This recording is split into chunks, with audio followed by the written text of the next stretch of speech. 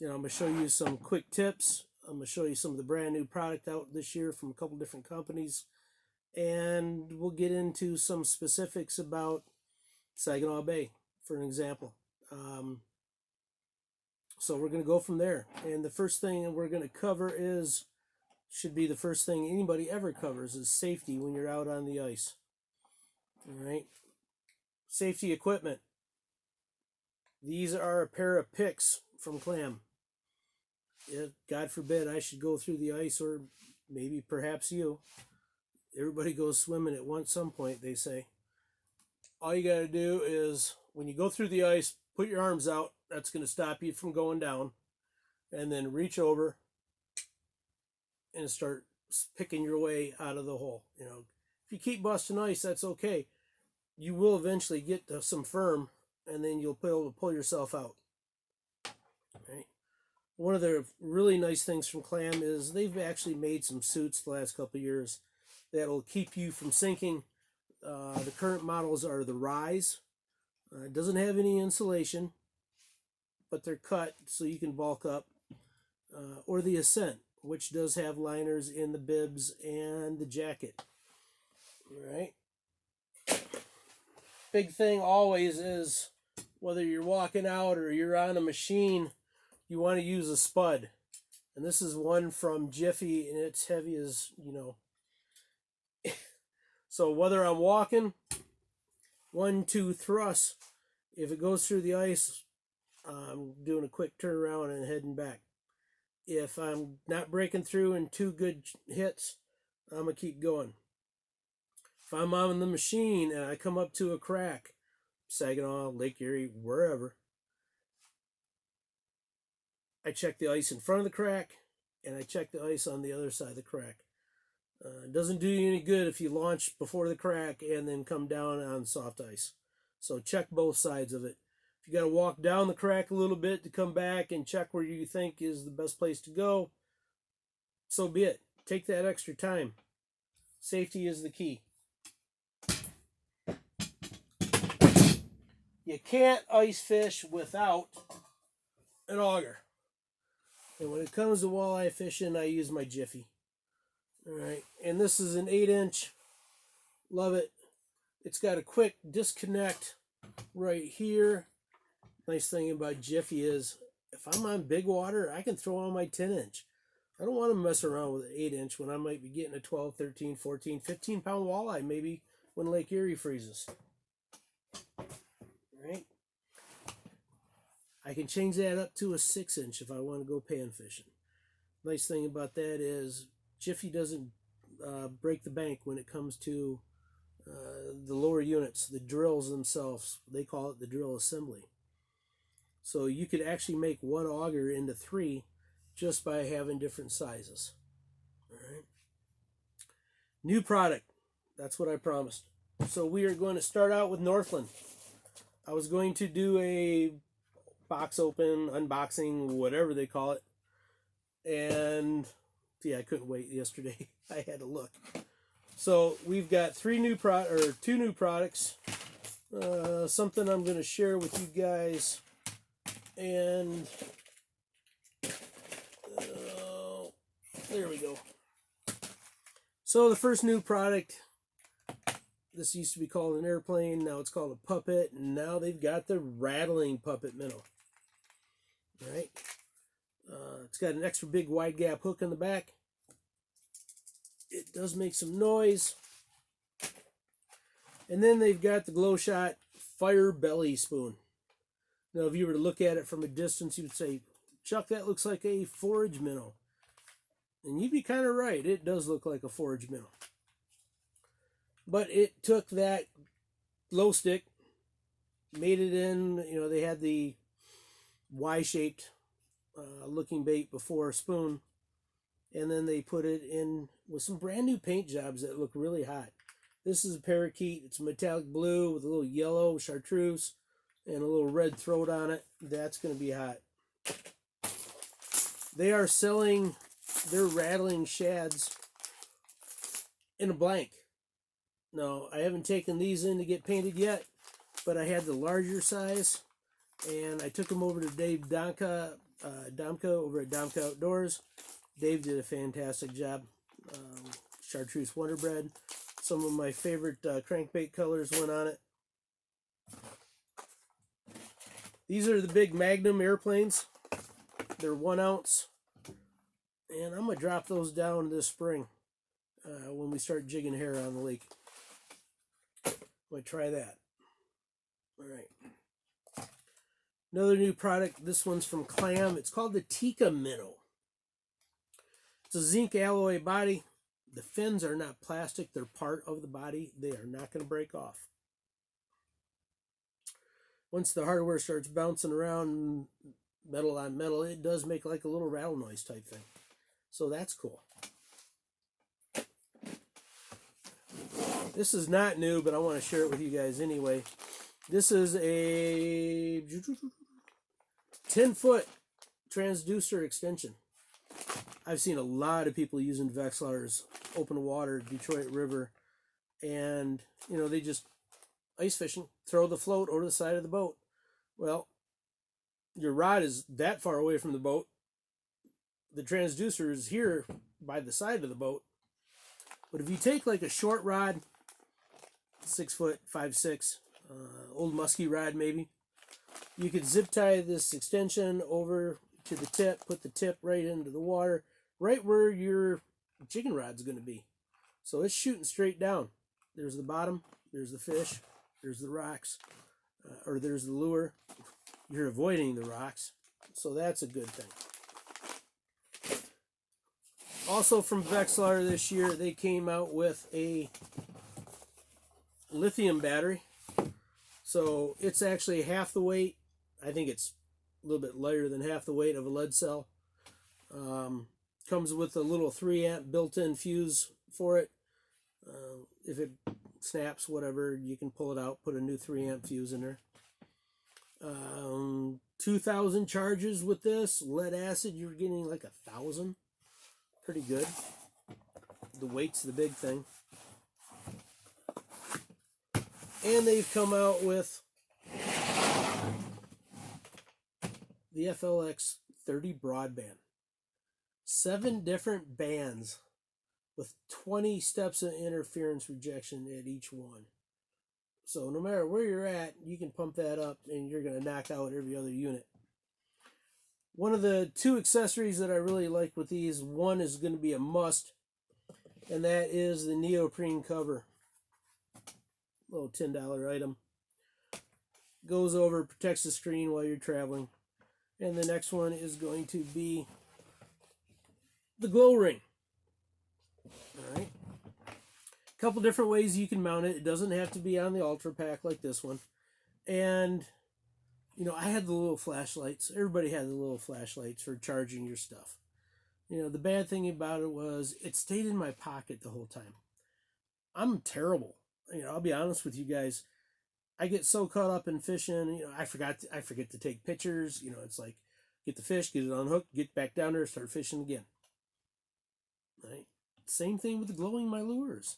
If I check my bait now, this thing's glowing all the time. Lithium battery is in there, so it's going to last a long time. So I just leave it on. So I'm inside my shack, Jason Mitchell, whatever. I'm going to see it on. I'm going to remember to glow, charge up my glow stuff.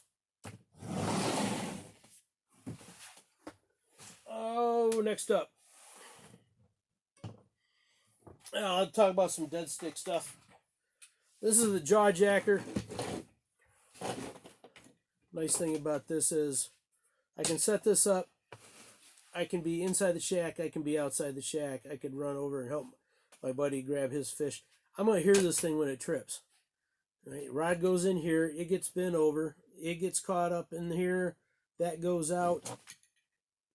Line goes through that. When the fish hits, pulls it down, releases. Fish gets automatically hooked. That's kind of cool. That actually stuck. If I'm inside the shanty and I'm only jigging one rod, say it's lunchtime. This is St. Croix's new, I shouldn't say it's new. They have a new rod almost every year, but this is the medium moderate Deadeye. This is a dead stick. Look how thick that is back here. And then look at the medium moderate action when a fish hits it. All right. Very cool. Hooked up to that is a Northland Fireball. I love the little short shanks hooks on these when it comes to dead sticking. It's got a big wide gap on it. It does have that little ring or eye on the bottom if I want to hit, put like a 2 or a little 3-inch number 10 stinger hook set up on it. And then I just grab it out of this and I'm fishing. All right. Here we go. There's a way to do this, and it did it. Here we go. All right. I've always been an avid guy when it comes to ice fishing. So I've got a couple 27s. You can see the handles are reversed. You know, in case this one goes off, I can drop this and start reeling with my right. Conversely, I can start reeling with my left till this one gets the hit. A little Northland Macho. I got the clam tikka on that one. You know, if I'm only jigging one rod, or if I'm jigging 2 rods and the handles are all facing the same way, all of a sudden I've got to taking an extra step. This way, it's not hard to learn. A little bit of practice, you can do it too. Believe me, if I can, you can. I get into my Nanook, a little bit bigger shanty versus the Kenais, where I would use the 27-inch. This is a 30-inch medium. I've got Rapla's slap wrap on that. It's kind of like a blade bait. It vibrates on the way up and down.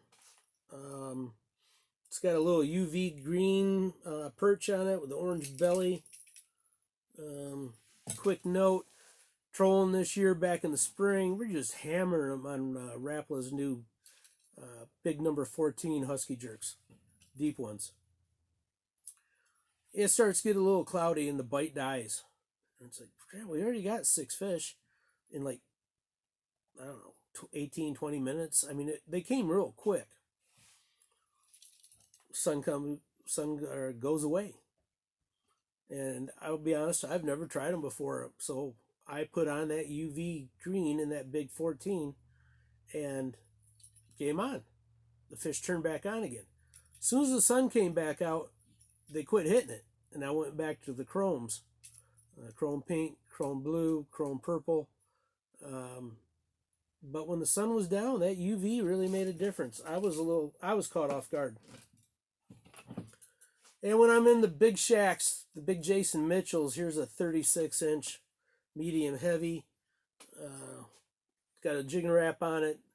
I really like these little Northland lure, or not Northland, clam lure covers. They protect the bait from bouncing around. They don't get the scratches, and they don't come unhooked inside my rod cases. Speaking of which, I like this tube style. Ready Rig's been out of business for a couple years now, but Cabela's makes them. There's still a few companies making them. Actually prefer the Cabela's one. It's made out of a lot thicker PVC. This is kind of like a golf tube thickness. And then Clam makes a rod sleeve. So if I've got 2 or more in there, at least 2 of the rods, or one of the rods is going to have one of these sleeves on so the line doesn't get all stuck together like it did when I tried to show you those 2 rods earlier. Oh. All right. Side note, you probably noticed all the rods had monofilament on it. Sometimes I fish outside.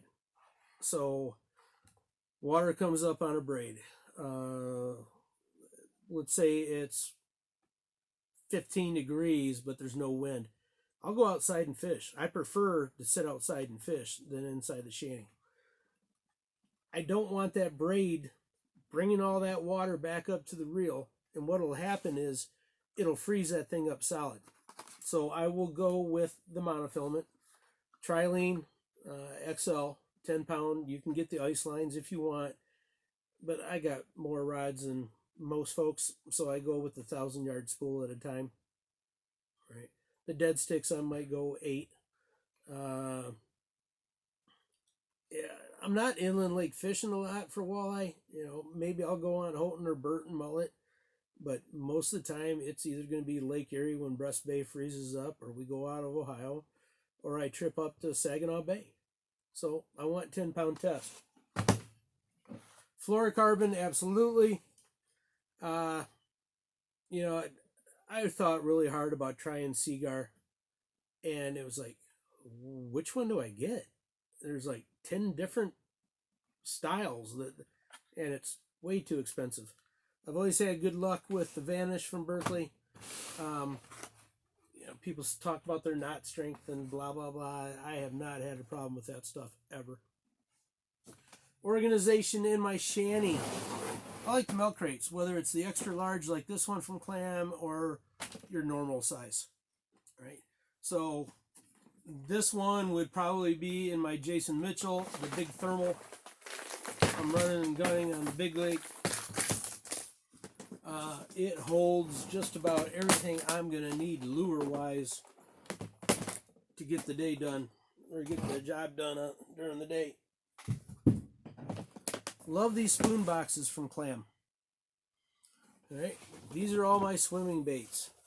Jigging wraps, the Tikas, jigging shads, puppet minnows, everything I could think of. I've got the big Planos, the big Magnum spoon box ones, and I'll have those set up for open water jigging. But for ice fishing, this will get me through the day, through the season probably. All right, this one is the factory spoons.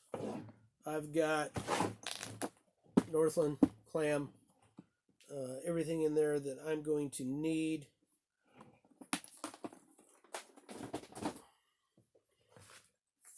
And this is my classic spoon box.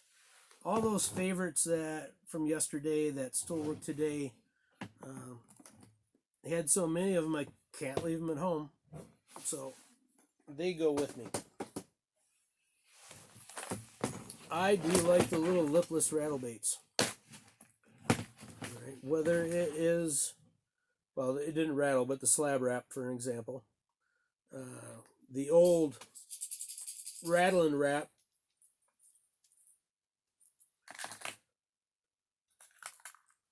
The rattling shad from Northland.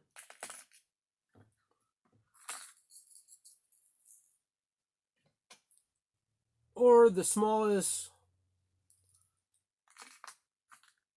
rattling wrap. Not rattling wrap. The other lipless one. I'll think of it about a half hour after the video ends. Actually, probably sooner because I'll go look it up. Alright. This is brand new this spring. This is probably about as big as I'm going to go. This is a 1/2 ounce. And this is a Wrap V. Chrome blue, orange belly. And it makes a lot of noise. Right? Chromes are my favorite, but in dirty water, I'll probably try that gold right there with the orange belly. I had some luck with these up on the Saginaw River back in October for a tournament. Did real well on them. They got a lot of nice colors. The best bet for finding them is to go to like a bigger box store, whether it's Bass Pro or Cabela's. They've been so hot, they can't even keep them in stock on the website. And when I say that, there's always something in stock, but all these colors. All right. Rods, electronics, augers, safety, brand new lures, brand new equipment. What's left? Where to go? How to find fish? All right. I'm going to cover Lake Erie first. If you go out of Crane Creek, you can start hitting those same reefs you do in the spring in Ohio on Lake Erie. All right. they're staged there. They're ready to spawn. I mean, you know they're full of eggs, the big ones. So those are the hot spots. Sometimes you can get into a flat. If there's a big school out there, the flats will work. Also, you're out on, let's see, Breast Bay. You've got the dumping ground. Stay away from the river raisin. That's just too sketchy. Even on a good year like back in 2014 and 2015, I would not have gone out there. All right, and that's when I had the snowmobile or the quad, or I was walking off Stony Point at first ice when we first got going. Prime example, walking off Stony Point. We got out there. There's a quad out by a pressure crack. And one guy's in the shanty and one guy's fishing outside. And, we talked to the one guy that was outside. And then a little bit later, here comes the other guy. He had walked 5 feet in front of his four-wheeler and went through the water, or went through the ice. So, spud, you never know. But you got to watch out for that current, and cracks are going to be where usually the current's going to be the most. There's 3 good humps out in front of the rock wall. You can hit those. Really good spots for perch. My tournament partner Cliff has gotten a 13-incher off of Stony Point before while we were jigging for walleye. Saginaw Bay, Saginaw River. When we actually have good ice in the river, that's a lot of fun. You're going to catch a lot of fish. And luckily, they've dropped the limit down to 13 inches. There's just so many walleye up in that system. Go a little heavier because it's the river.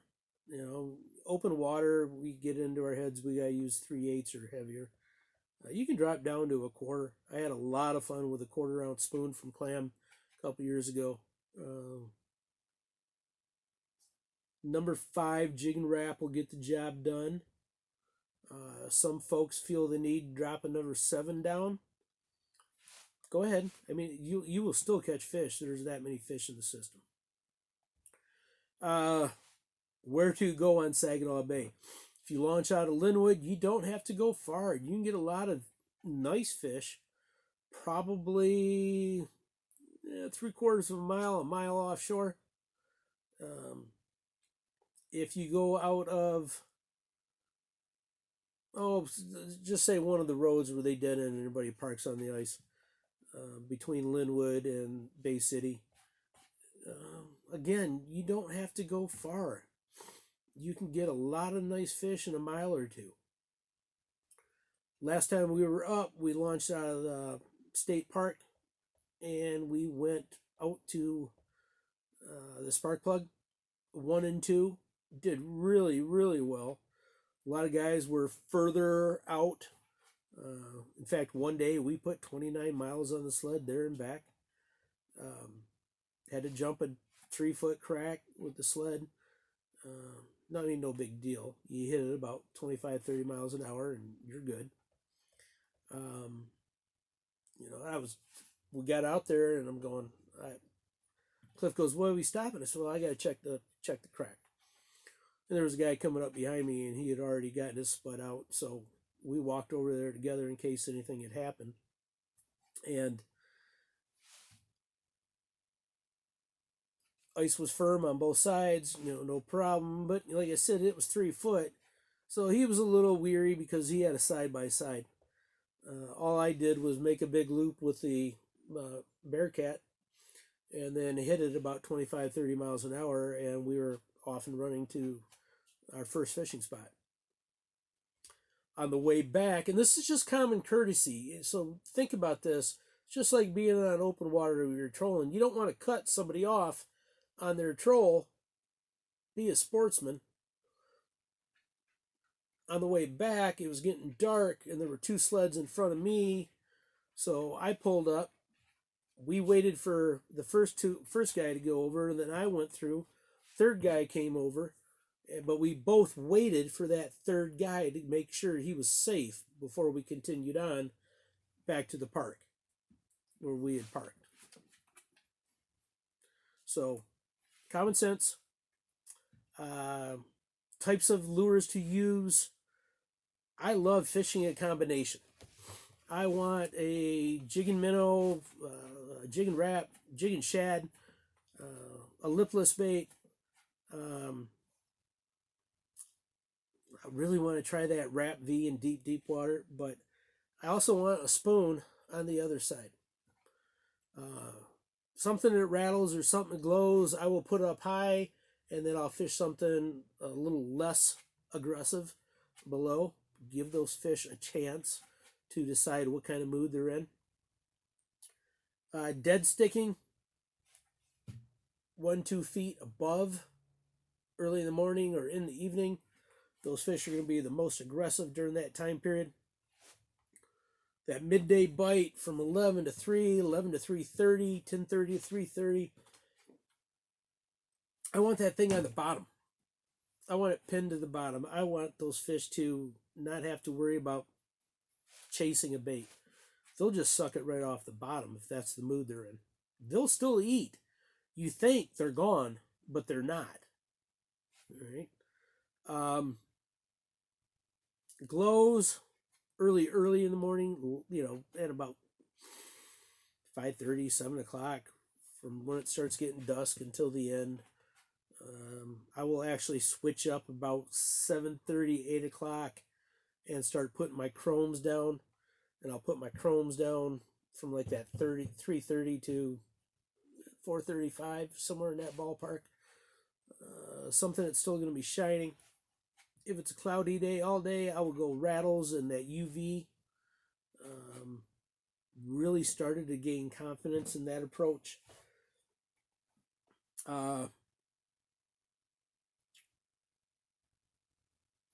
Lake Erie, I'm looking at something when I'm out on Breast Bay, 17, 18 foot.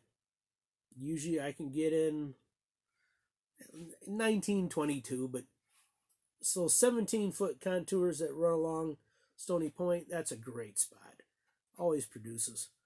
The humps, middle of the bay, like when you come out of the launch at Sterling, that's a great spot. Let's see. Saginaw, Lake Erie, the reefs.